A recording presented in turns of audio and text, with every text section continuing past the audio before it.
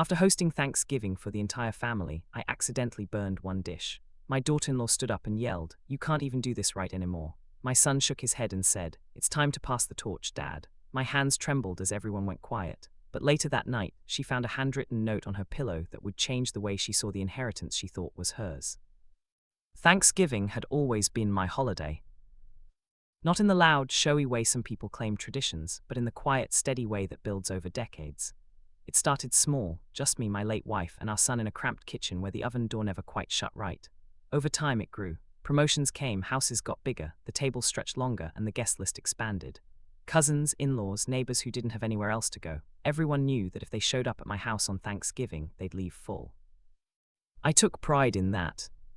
Cooking wasn't just a task to me. It was precision, timing, memory. Every dish had a place and a story behind it. The turkey was always brined overnight, something I learned after ruining one back in '98. The stuffing recipe came from my mother, handwritten on a stained index card I still kept in the same drawer.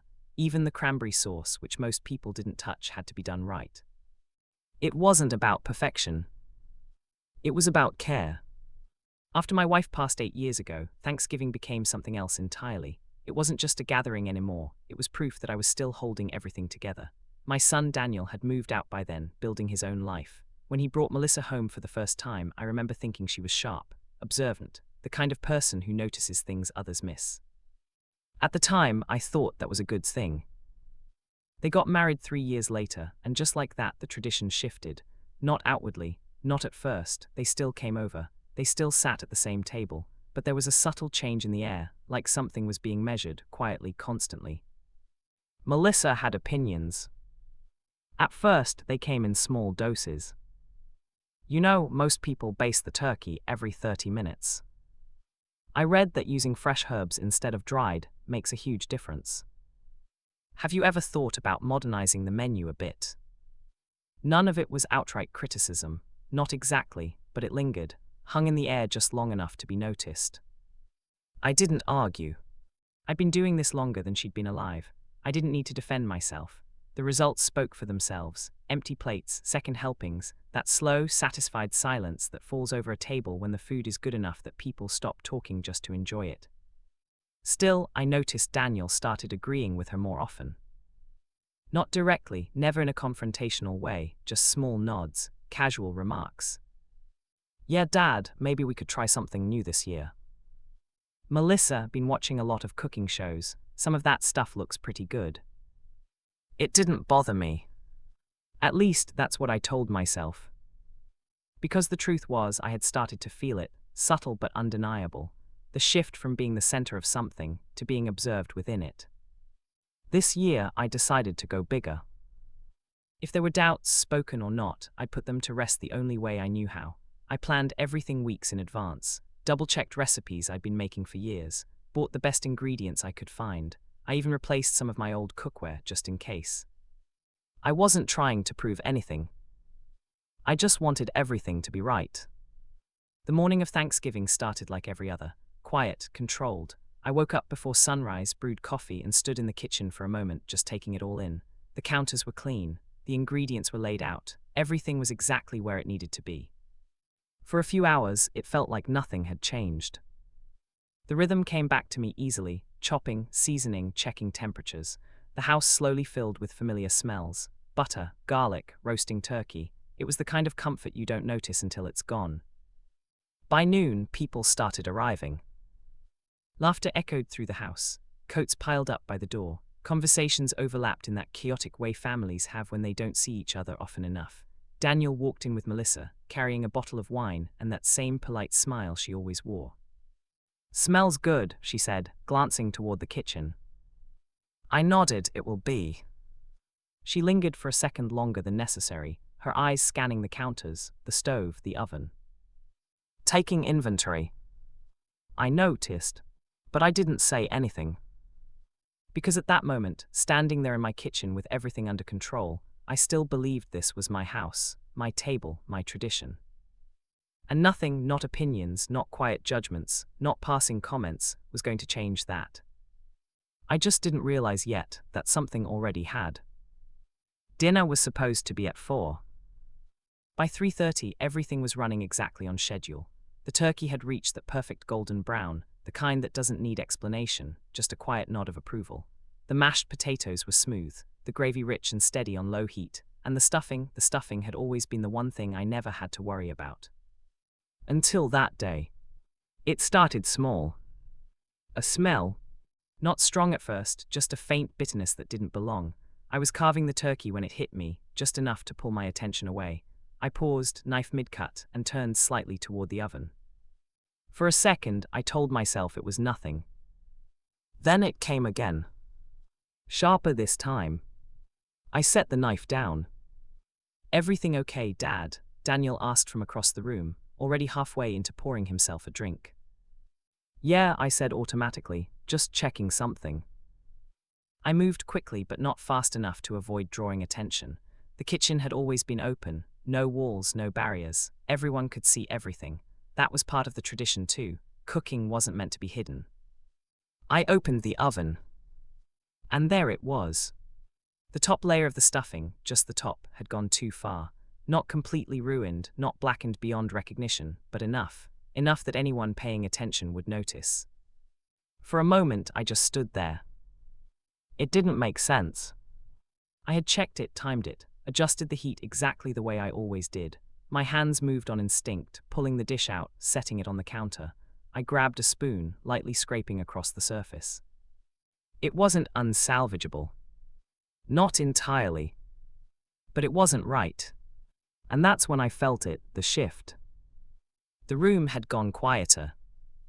Not silent, conversations still lingered in the background, but softer now. Distracted, people noticed when something broke the rhythm, even if they couldn't explain why. Melissa stepped closer. She didn't rush, she never rushed. Everything she did had a kind of deliberate calm to it, like she was always exactly where she intended to be. "What happened?" she asked. Simple question. But it didn't feel simple. "Just a little overdone on top," I said, keeping my tone even. "I'll fix it." She leaned slightly, looking down at the dish, not touching it, just observing. I could feel Daniel watching too. "It smells burnt," she said. "It's not loud, but not quiet either. Enough for others to hear." I nodded once, just the top layer. Another pause. Then she straightened. And that's when everything changed. She didn't lower her voice. Didn't pull me aside. Didn't give me the courtesy of privacy. Instead, she turned, just slightly, enough that the room naturally followed her movement. Conversations faded, attention shifting without anyone being told to. And then she said it. "You can't even do this right anymore." The words landed harder than they should have. Not because of what they meant, but because of where they were said. In my kitchen. In front of everyone. For a second, no one reacted. That kind of silence, the real kind, doesn't come from confusion, it comes from recognition. Everyone understood exactly what had just happened. No one just knew how to respond. I felt my hands tighten slightly against the counter. Not anger. Not yet. Just control. Daniel let out a small breath beside her. I didn't look at him immediately. I didn't want to see his face, not yet, not until I knew which side of this moment he was standing on. Then he spoke. And that answered it. "It's time to pass the torch, Dad." He said it like it was reasonable. Like it was obvious. Like it had already been decided. That hurt more than anything Melissa said. Because Melissa, I expected her to push, to test boundaries. That was who she was, but Daniel, he knew what this meant. He knew what this day was to me, what it had always been. And still, he said it. I finally looked at him. There was no anger in his expression, no hesitation, just a kind of quiet certainty. Like he believed he was doing the right thing. That made it worse. Around us, people shifted uncomfortably. My sister looked down at her plate. One of the cousins cleared his throat, pretending to check his phone. No one stepped in. No one ever does in moments like that. Because it's easier to let things happen than to challenge them. My hands trembled slightly. I noticed it. And so did Melissa. She didn't smile. She didn't need to. The damage was already done. I could have argued, could have snapped back, reminded them whose house this was, whose tradition they were sitting in. I could have pointed out that one slightly overdone dish didn't erase decades of doing this perfectly. But I didn't, because in that moment I understood something. This wasn't about the stuffing. It never was. This had been building for a long time. The comments, the suggestions, the quiet observations. This was just the first time they said it out loud. I took a slow breath. Then I did the only thing that made sense. "Dinner's ready," I said. My voice didn't shake, didn't rise. It stayed exactly where it needed to be. Because if they wanted to turn this into something, I wasn't going to give them the reaction they expected. Not yet. We sat down at the table like we always did. Same seat, same dishes, same routine. But nothing felt the same. The food was still good, I knew it was. Plates filled, forks moved, people ate, but the energy had shifted. Conversations were careful now, measured. Melissa took over small things without asking, passing dishes, reaching across the table like she belonged at the center of it. Daniel didn't stop her. Didn't even notice. Or maybe he did. And just didn't care. I ate quietly. Listened more than I spoke. Watched. Because that's what they didn't understand. They thought this moment, this little display, meant something was over. But all it really did was show me exactly who they were. And more importantly, what they thought I'd become. After dinner, the tension didn't vanish. It lingered like smoke from the turkey I'd carefully roasted. I cleared my plate slowly, feeling the weight of every gaze. Daniel and Melissa exchanged quiet smiles, a kind of conspiratorial look I wasn't part of. The rest of the family tried to make small talk, but their words trailed off, awkward and hollow. Even my sister, usually the first to laugh at my bad jokes, kept checking her phone as if it might give her an excuse to escape. I didn't speak much. Why would I? I had already been humiliated in my own house in front of the people I'd spent years holding together with food, warmth, and quiet authority. A single burnt dish had become a public statement, a verdict, and I was the defendant. I felt a hollowness settle in my chest, heavier than any failure I'd ever endured. The laughter that usually followed a joke or a clever comment didn't come. My jokes fell flat, the rhythm of the evening broken. The stuffing had been a symptom, but the disease was deeper. It was the realization that my son and his wife had begun to see me as obsolete. Melissa didn't need to speak again to hurt me. Her smirk, her knowing look, the way she handled the gravy and the rolls like she had a claim to the table, it all screamed the same thing: the torch had been passed. Daniel didn't correct her, didn't intervene. His silence was louder than any words could have been. In that moment, the unspoken judgment was clear. My era of control, of respect, of tradition was over. I excused myself early under the guise of washing dishes. My hands were trembling, not from the workload, but from the anger and disbelief I couldn't fully express. The kitchen was a mess, half-empty platters, wine glasses with lipstick stains, napkins strewn like casualties of a battlefield. And there I stood, scrubbing pots I had spent decades learning how to care for, feeling every insult weigh against the tile beneath my feet. I thought about confronting Daniel, about making him understand the significance of what had just happened, but what would confrontation accomplish? He'd already sided with Melissa, that much was clear. The trust, the respect, the tacit understanding I had relied on for years had evaporated in a single moment. Every reminder, every shared story, every holiday tradition, they didn't matter anymore. The rest of the night was a blur. Guests left in clusters, offering polite goodbyes and feigned compliments on the food. Melissa lingered at the doorway, chatting quietly with Daniel while I waved them off.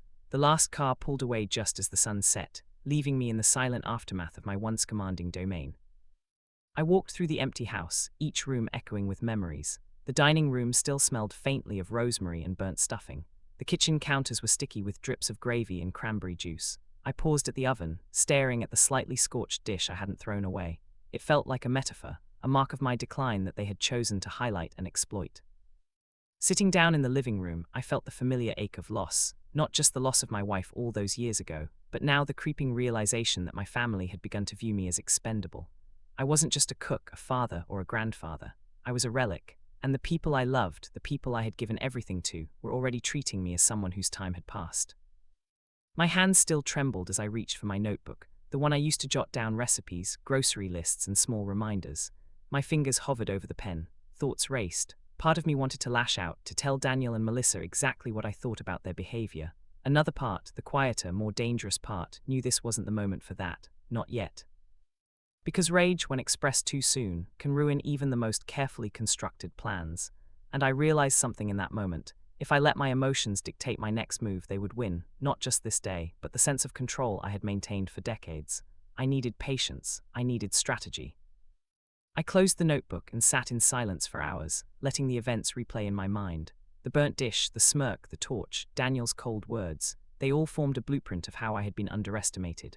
How they thought they had shifted the balance of power in the house and in the family, but underestimating me had always been the fatal mistake. As the night grew darker and the house grew colder, I made a quiet decision. I wouldn't confront them immediately. I wouldn't beg for respect or plead for acknowledgement. I would let them believe the narrative they had constructed, that I was past my prime, that their judgment had been justified. But beneath that calm exterior, the gears of a plan began to turn. A plan not driven by spite but by precision. A plan that would teach Melissa, and perhaps Daniel, exactly what happens when someone underestimates decades of experience, subtle observation, and a mind trained to wait for the perfect moment. And then, almost as if by instinct, I reached for a small piece of stationery I kept for special occasions. A pen, black ink, a few deliberate words, simple but carefully chosen. By the time I finished, I knew it would change everything. Not immediately, not in the way they expected, but eventually in a way that would leave them questioning every assumption they had made. I left the note on her pillow before going to bed, just as quiet and deliberate as my presence in the kitchen had always been. And for the first time that evening, I slept with a sense of purpose. I woke the next morning with the kind of clarity that only comes after a long night of quiet reflection. My house was still empty, and the kitchen smelled faintly of last night's cooking, the burnt top of the stuffing lingering like a subtle reminder that yesterday had not gone the way I wanted. But unlike the previous evening, this morning wasn't heavy with humiliation. It was alive with possibility. I had slept with a single thought echoing in my mind: patience. The mistake they had made wasn't just the words or even the act of undermining me, it was the assumption that they had the upper hand. That assumption, as I lay there in the quiet of the early morning, felt like a gift. I could rebuild not the kitchen, not the meal, but my position in the family, and I could do it in a way that they wouldn't see coming. I began with small observations. Melissa, of course, was meticulous. She liked things just so, and her confidence in her taste was enormous. She believed that she knew the nuances of etiquette, tradition, and family management better than anyone, including me. Daniel, meanwhile, was malleable, polite, obedient, his personality perfectly suited to being guided by someone as confident as Melissa. But even confidence has cracks, even perfectionism has weaknesses. I had seen them all during countless family dinners, holidays, and quiet Sundays. And now, for the first time, I had the time and the motivation to exploit them. My first step was reconstruction, not of the family dynamics, not of their opinions of me, but of my own authority. I cleaned the kitchen meticulously, more carefully than I had ever done before, arranging every utensil, every spice, every pan with deliberate precision. The act itself was therapeutic. It reminded me of the control I could still exert, the discipline that had defined me long before Melissa had arrived. Next came information gathering. I had never been secretive, but I had always been observant. Melissa's patterns were predictable. She liked lists, she liked written instructions. She preferred to see things documented rather than improvising. And she, of course, considered herself clever, smarter than the rest of the family. That was her first error. Overconfidence is a gift to those who know how to wait. I began to map the social terrain of the house. I noted the family's movements, their routines, the subtle ways they each tried to assert themselves. My son Daniel was predictable as always. He would follow guidance when confident that it came from someone capable. He respected efficiency, logic, and the appearance of rationality. Melissa, by contrast, relied on emotion, on appearance, and on being perceived as the natural authority in situations she could dominate. Both were vulnerable, but in different ways. Then I returned to the note I had left on her pillow. It was short, almost casual in tone, deliberately ambiguous. The things you think are yours may not be. Think carefully about what you assume. I didn't need her to understand it immediately.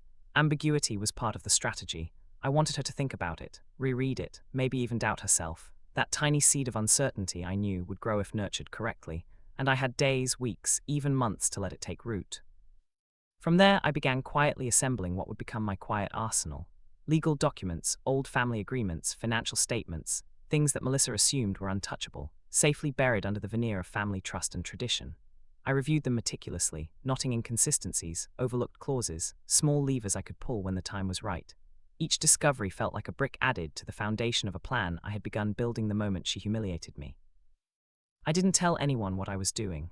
No one would suspect that the meek, slightly injured father figure, the man who had quietly cleaned up after a burnt dish and endured the public humiliation, was actually preparing a series of moves that would leave them reevaluating everything they thought they owned.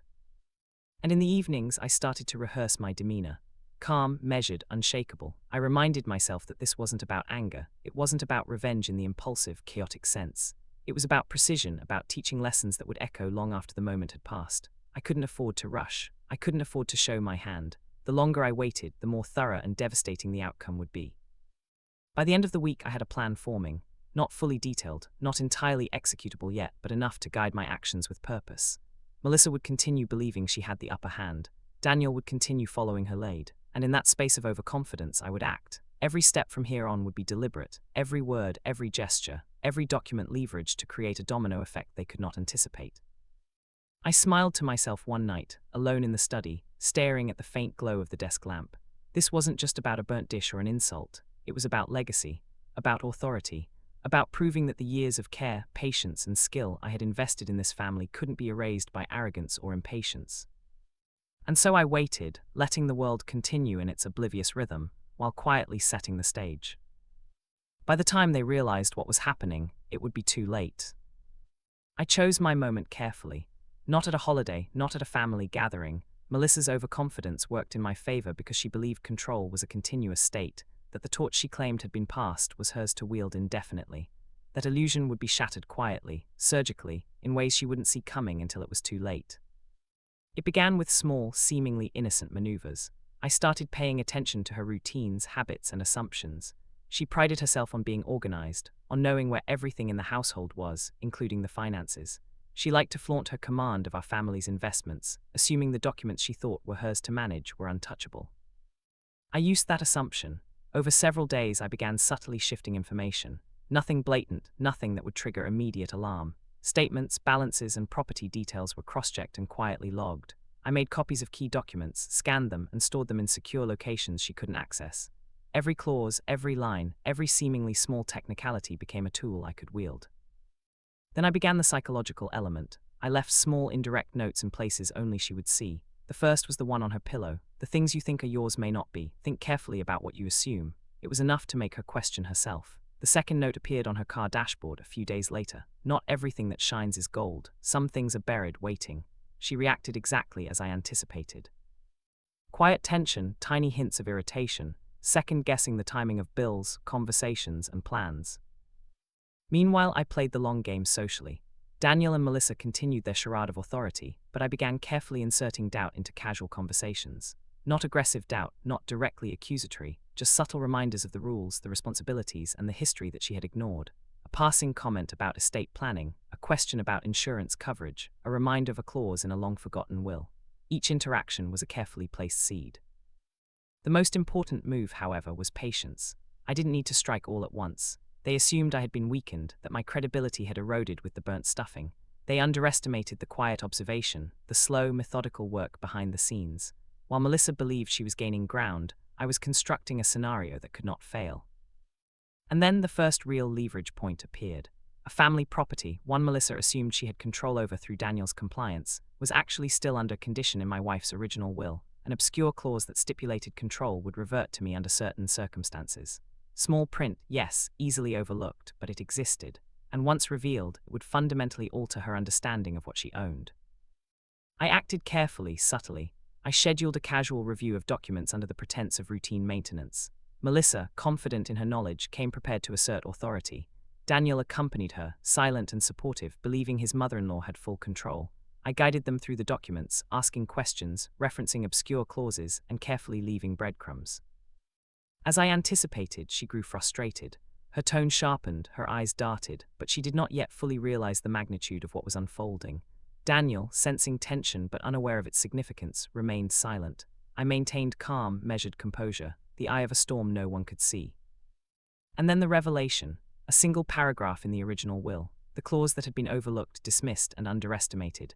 I read it aloud slowly, deliberately. Control of the property reverts to me if certain conditions already met are fulfilled. Her face went pale. Her confident smirk vanished. The illusion of authority shattered. You didn't tell me this existed," she stammered. I smiled faintly, not triumphantly, but simply. "I never needed to. You assumed control without understanding the rules. That was your first mistake." Daniel looked between us, confused. "Wait, what does this mean?" "It means," I said, "that what you thought was yours isn't, and you should always check the details before claiming victory." Melissa tried to argue, to negotiate, to reclaim her perceived authority, but her tactics, based on assumption and overconfidence, fell flat. Every document, every clause, every fact I had quietly prepared became an unassailable barrier. Her authority had been an illusion from the start, and now she could see it. I didn't gloat, I didn't mock. I let her realization, slow and torturous, do the work for me. Daniel, for the first time, looked at me with the faintest trace of respect, or perhaps recognition of oversight. The balance had shifted quietly. Perfectly. By the time I finished, Melissa understood, fully, that the control she believed she had was conditional, temporary, and ultimately vulnerable. Every assumption she had made about me, about her dominance, about the family's deference, had been carefully undone. I leaned back, calm, composed, and let the silence settle around us. This wasn't chaos. This wasn't rage. This was strategy executed flawlessly, in silence, with patience, and with precision. And somewhere deep inside, I felt the quiet satisfaction of knowing that the burnt stuffing, the humiliation at the table, the casual dismissal, they had all been catalysts. Every small insult had fed the meticulous machinery of a revenge that was not impulsive but inevitable. Melissa wouldn't forget this. Daniel wouldn't either.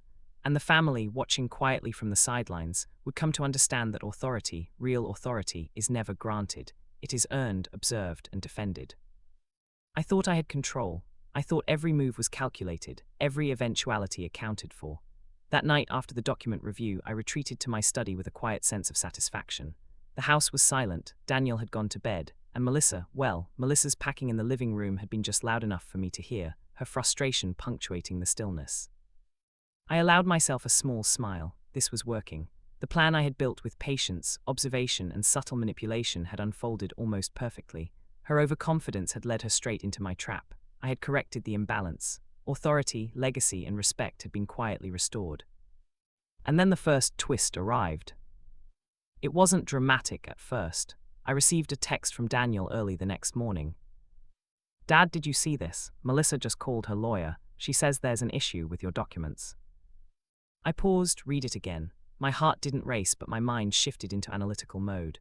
Issue with my documents. That could mean anything. A misinterpretation, a technicality, or, God forbid, someone had found an error I had overlooked. I reread every clause I had referenced the night before, visualizing my exact steps. Everything was correct, every document in order. Still, I couldn't ignore it. By mid-morning, Melissa stormed into the study, the same controlled fury I had grown accustomed to, but this time with an unfamiliar edge, panic. She waved a folder in front of me like a flag of war. "This can't be right," she said, her voice taut.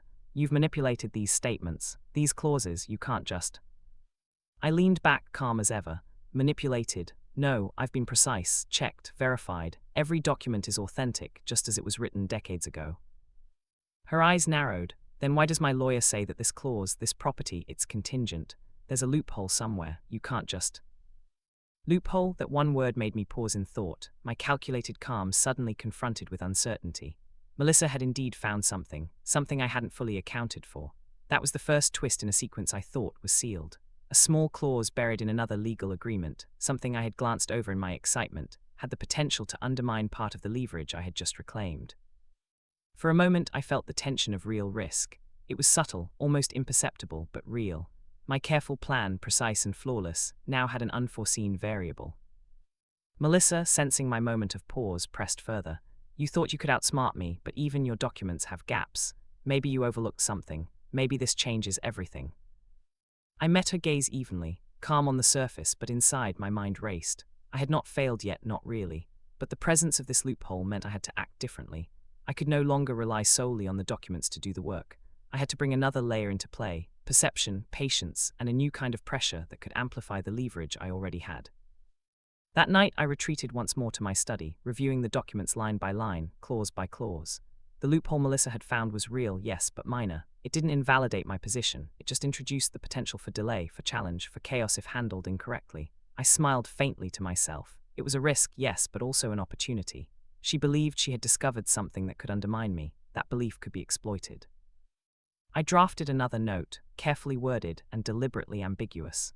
Assumptions are dangerous. Some doors only open when you realize the keys have changed hands. I left it where she would see it, on the same table where she had laid out her lawyer's letters. And now, instead of immediate confrontation, I chose the patient approach. Let her stew. Let her worry, analyze, overthink. Let her panic in a controlled way that would make her reveal more about her own intentions and vulnerabilities. By the end of that evening, Melissa's confidence had begun to crack. She had assumed she had discovered an advantage, but instead, she was now operating under uncertainty, second-guessing herself. Daniel noticed her agitation and tried to reassure her, but the shift had already occurred. My presence, quiet and calm, loomed larger than ever in contrast to her flailing control. The first twist had not derailed my plan, it had enhanced it. Melissa now believed she had the upper hand, yet her very discovery had led her into the next phase of the trap. She didn't know it, but she was walking into a psychological maze I had already designed, and every move she made would bring her closer to the ultimate revelation.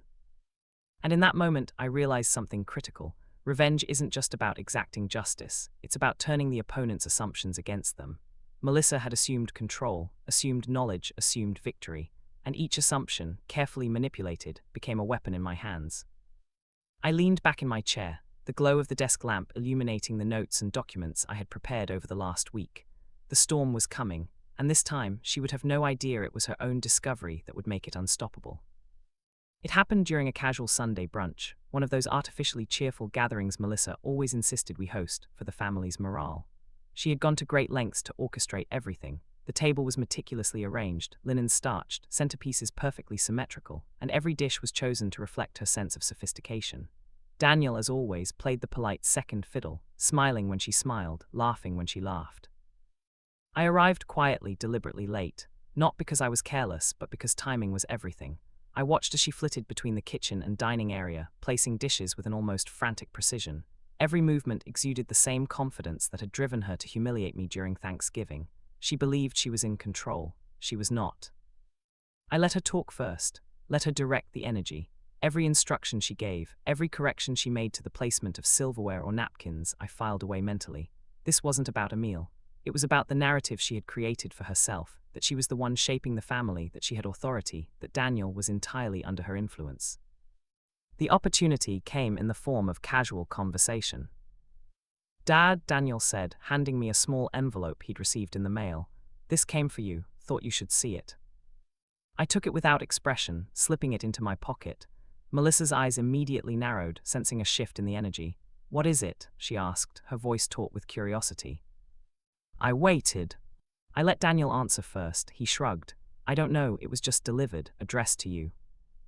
Melissa's frustration was visible. "Can I see it?" she demanded. I shook my head, smiling faintly. "Not yet, let's wait until later." She blinked, momentarily off balance. That tiny hesitation, a crack in her armor, was all I needed. For the first time, her confidence faltered in public. She realized she wasn't directing the action. She was merely responding to it. Brunch progressed. I allowed subtle suggestions to seep in, casual comments about old property documents, offhand references to family trusts, questions about the implications of past inheritances. Each word was deliberate, a tiny thread I could pull to unravel the carefully constructed narrative she had built for herself. Daniel tried to steer the conversation back to comfort, but Melissa was increasingly agitated, forced to respond in real time to information she couldn't fully control. Then, as planned, I revealed the contents of the envelope. It was a handwritten letter from my late wife, dated decades ago, but never shared. Its existence had been unknown to anyone, including Melissa. I unfolded it slowly, deliberately, and began to read aloud, not dramatically, but with the calm authority of someone who had been in control all along. The letter outlined explicit instructions for the distribution of family assets. It named me as the executor, gave me authority to manage certain properties, and included provisions that overrode assumptions that had been quietly accepted as the family's status quo. It detailed contingencies, timing, and specific instructions for handling future disputes. Every word reinforced my position. Every line confirmed that Melissa's perceived authority was conditional, temporary, and entirely dependent on my discretion. Melissa froze, her face went pale. The air in the room changed. Daniel's hand lingered on hers briefly, uncertain, as if he sensed the weight of the revelation but didn't yet understand its full implications. You never mentioned this existed," Melissa stammered, her voice tight. "I didn't need to," I said calmly. "You assumed authority without knowing the rules. That assumption has consequences." And that's when it hit her, not just intellectually but viscerally. She realized she had built her entire narrative, the confidence, the control, the arrogance, on assumptions that were false. Every small victory she had imagined during Thanksgiving, every comment Daniel had nodded to, every strategy she had quietly implemented in the household, it had all been temporary, conditional, and ultimately irrelevant. Daniel looked at me then, his expression shifting from confusion to realization. For the first time, he understood the depth of the oversight, not hers, but his own. That quiet respect, long dormant, began to return in small, almost imperceptible gestures. A nod, a careful choice of words, a deference he hadn't offered before. Melissa, however, was unprepared for the psychological weight of the revelation. She attempted to regain composure, but the cracks had already appeared. Every move she made was now reactive, defensive, forced. The illusion of control had been replaced with the uncomfortable awareness that the house, the legacy, and the family's respect had never truly been hers to claim. And in that moment, I understood fully that the turning point had arrived. The humiliation, the burnt stuffing, the Thanksgiving night insult, they were catalysts. But this, the revelation of authority, backed by documents, history, and meticulous planning, was decisive. It shifted the balance of power definitively. Melissa realized, finally, that she had been operating under a false premise, and I had allowed her every misstep to tighten the noose of realization around her confidence. She was trapped, not physically, not legally, but psychologically. Every assumption she had made was now under scrutiny, every claim to control under question. And I, calm and composed, watched as the narrative I had constructed over weeks, months even, finally unfolded into reality. The torch had not been passed, it had never left my hands. I thought I had won. I thought Melissa had been contained, her arrogance exposed, her assumptions shattered, her carefully constructed control undone. That Sunday brunch had been a masterstroke of patience, timing, and subtlety. By all appearances, she had finally realized that the authority she had taken for granted was never hers to wield. But life, as it often does, had a twist waiting, one I hadn't anticipated, one that would make the victory all the more delicious. It began 3 days later, late in the evening. I returned home from a quiet trip to the library, where I had been verifying some historical family documents, to find a note slipped under the door of my study. At first, I thought it might be another of Melissa's petty provocations, but the handwriting was unfamiliar. Careful, precise, elegant. I unfolded it slowly. It read, simply, "If you think control is just about documents, think again. There are forces you haven't considered, and someone is watching more closely than you realize." A chill ran down my spine, not fear but intrigue. Someone else had been paying attention. Someone who had observed the entire Thanksgiving humiliation, the burnt stuffing, the subtle manipulations, the legal maneuvers. Someone who had now entered the game. I spent the night replaying every interaction in my head, the letter from my wife, Melissa's discovery of the minor loophole, her growing panic, Daniel's uncertainty. I realized the twist was this: my apparent control had been under surveillance by an unexpected party, my own brother, Robert. Robert had never been openly hostile, just quietly competitive. He had always envied my family, my kitchen, my position at the table, and more importantly, the legacy I had cultivated. He had attended Thanksgiving under the guise of familial warmth, observing every nuance. And now he had positioned himself as an unseen arbiter, capable of either supporting my authority or dismantling it entirely. The first step of the second twist became clear. I had to adapt immediately. My victory over Melissa, while substantial, could no longer rely solely on documents or psychological leverage. Robert's involvement meant another layer of strategy, another audience, and a more complex battlefield. The next morning, over breakfast, I watched Melissa's composure unravel in ways I hadn't predicted. Her confidence, already shaken, was now tinged with fear, not just of losing authority, but of losing relevance entirely. Daniel noticed her tension too, but I could see in his eyes that he was trying to process multiple layers. His mother-in-law's collapse, my quiet control, and now an unspoken awareness that someone else, Robert, could disrupt everything. I smiled quietly. The beauty of revenge, especially one this long in the making, is its unpredictability. Melissa had believed she controlled the house, the narrative, the family. She had been blind to the subtle power I wielded, and blind now to the influence Robert could exert. That evening, I received a phone call from Robert. His tone was unexpectedly cordial, almost conspiratorial. "I hear there's been some adjustments to family property," he said. "Curious to see how it all plays out. You've been busy." I allowed a small pause, letting him sense that I was calm, confident, and fully aware. "Yes," I replied evenly. "I've been busy, but some things are best left in my hands." A brief silence followed. I could sense his calculation, and that too was part of the second twist. Melissa, oblivious to Robert's observation, was still flailing within the cage I had constructed. Robert's interference introduced unpredictability, but I had anticipated that unpredictability could be leveraged, that the perception of chaos could work in my favor. By the time Melissa realized that her authority was doubly threatened, first by my meticulously restored control, and second by Robert's potential to disrupt her plans, she was already trapped in a mental and legal labyrinth she couldn't escape. Every move she made, every argument she attempted, only confirmed the inevitability of my position. The second twist, unexpectedly, made the eventual outcome even more satisfying. It was no longer just about proving a point to Melissa. It was about exposing arrogance to multiple observers, showing Daniel and the rest of the family that assumptions without understanding are dangerous. It was about teaching lessons not through force, but through precision, foresight, and the silent orchestration of circumstances. Melissa's panic became visible. Her hands trembled slightly when handling documents. She stumbled over words in conversation. Daniel, attempting to calm her, glanced at me, and for the first time I saw a flicker of respect, subtle but unmistakable. The stage was set, the pieces had shifted. The trap was deeper than anyone realized, and by the time the final move was made, no one would doubt the authority that had always been mine. Because in revenge, as in life, the unexpected twist often defines the brilliance of the conclusion. The days that followed were quiet on the surface, but underneath, the house had transformed into a battlefield of perception, authority, and subtle maneuvering. Melissa, once confident and commanding, was now cautious and second-guessing every decision.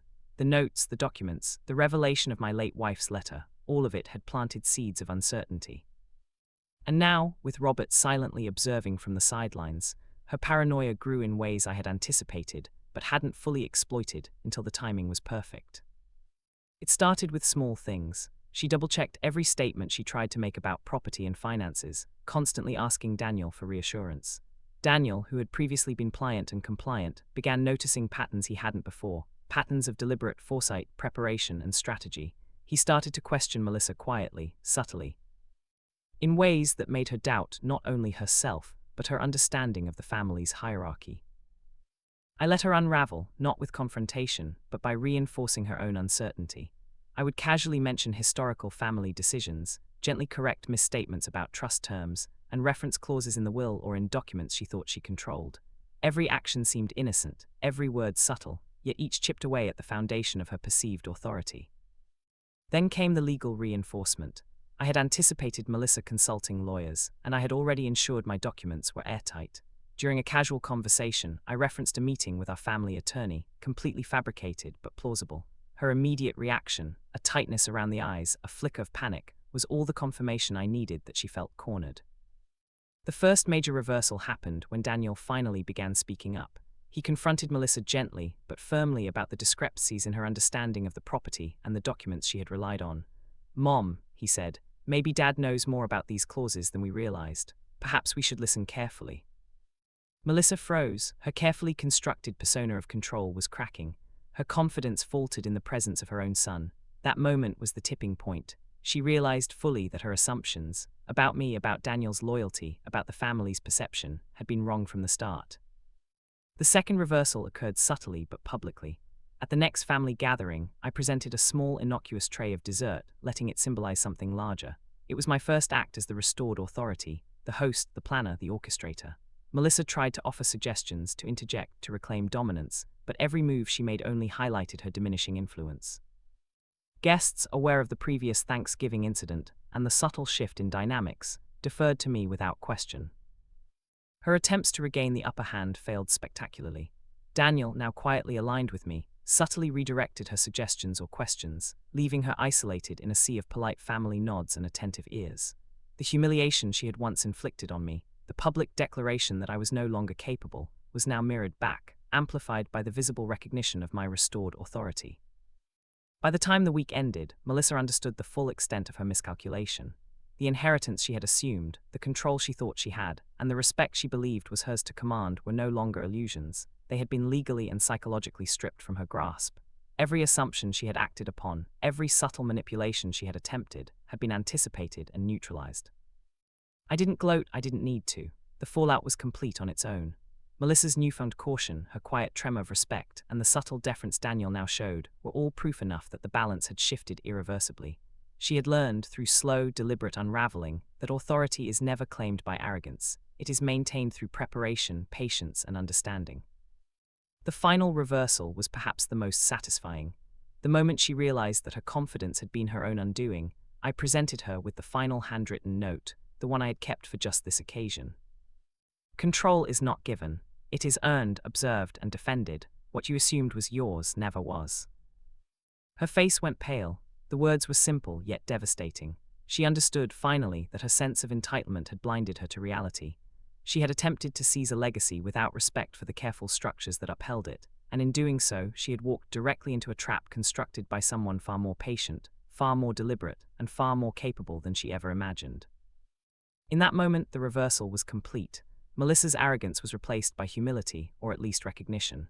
Daniel's respect returned. The family's perception had shifted, and I, silent and composed, had reclaimed not just authority, but the legacy that had always been mine to maintain. The burnt stuffing, the Thanksgiving insult, the assumption that the torch had been passed, they were all part of the prelude. The real story, the true reversal, had been written in the careful orchestration of strategy, patience, and psychological insight. Melissa would never forget it, neither would Daniel. And as for the family, they now understood something they had perhaps never realized. Underestimating me was a mistake they would all silently acknowledge for years to come. Weeks passed, but the house felt different. Melissa moved carefully, measured her words, and avoided asserting dominance. Daniel had begun to consult me quietly before making decisions, and even the extended family noticed the subtle shift. The Thanksgiving humiliation, the burnt stuffing, the passing of the torch, all of it had become a footnote in a larger story of control, foresight, and quiet authority. And then one night, as the household settled into its usual rhythm, I saw her standing in the hallway, the letter from my late wife in her hand, her expression a mixture of disbelief and grudging respect. She no longer spoke with the brash certainty of before. She understood, finally, that nothing she assumed was safe without awareness, preparation, and humility. I smiled faintly, not in triumph, but in quiet satisfaction. Years of experience, observation, and patience had led to this moment. No shouting, no chaos, no reckless confrontation, just the calm precision of someone who had been underestimated for too long.